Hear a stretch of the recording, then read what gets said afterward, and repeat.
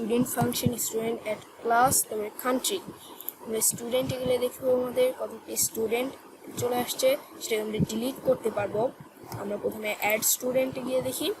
আমরা প্রথমে আমাদের মাইএসকিউএল PHP মাই অ্যাডমিনটি ওপেন করে নিব। PHP মাই অ্যাডমিনটি ওপেন করলে আমরা এবার দিব স্টুডেন্ট। আমাদের স্টুডেন্ট অ্যাপটি আমাদের এখানে স্টুডেন্ট আছে এখানে আমাদের লিস্ট। আমরা এখানে নতুন একটি অ্যাড করব। আমরা হচ্ছে এখানে SHYAM সিয়াম আমরা এখানে দেব হচ্ছে সপ্তম শ্রেণী, আমাদের বাংলাদেশ থেকে, বাংলাদেশ। সাবমিট করে দিব। দেখতে পাবো আমাদের এখানে 12 নম্বর রোল সিয়াম চলে আসছে। এবার আমরা এখানে রিফ্রেশ দিয়ে দেবো। সরি, এই যে 12 নম্বর দেখবো আমাদের সিয়াম চলে এসছে। এবার আমরা আমাদের অ্যাড ক্লাস দেখব।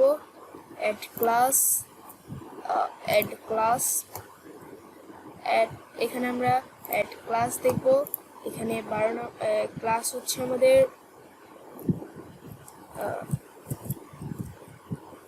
12।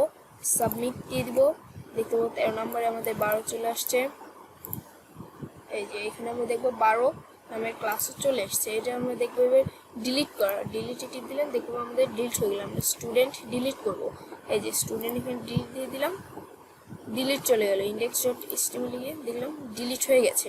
আমাদের কান্ট্রি, এবার আমরা কান্ট্রি দেখবো। এখানে গিয়ে আমরা চলে যাবো কান্ট্রিতে দেখবো 10টি আছে। এখানে আমরা একটা কান্ট্রি দিব হচ্ছে সরি, এখানে আমাদের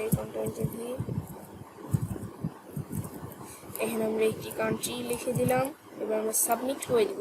এবার আমরা যদি এখানে রিফ্রেশ দিই তাহলে দেখতে পাবো এইখানে একটি কান্ট্রি চলে আসছে, 11 নম্বর কান্ট্রি চলে আসছে। এখান থেকে আমরা ডিলিট করব। এই ডিলিট করলে ডিলিট হয়ে যাচ্ছে। এবার যদি আমরা এখানে গিয়ে দেখি, এটা কিন্তু ডিলিট হয়ে গেছে। আমাদের ক্লাস যেটি 13 নম্বর ছিল 12, সেটি ডিলিট হয়ে গেছে। স্টুডেন্টও ডিলিট হয়ে গেছে।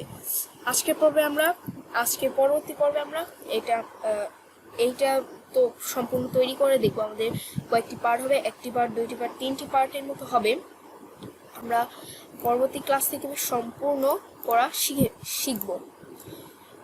সো আমাদের ভিডিওটি দেখবেন। সবাইকে জানাচ্ছি সালাম, আসসালামু আলাইকুম।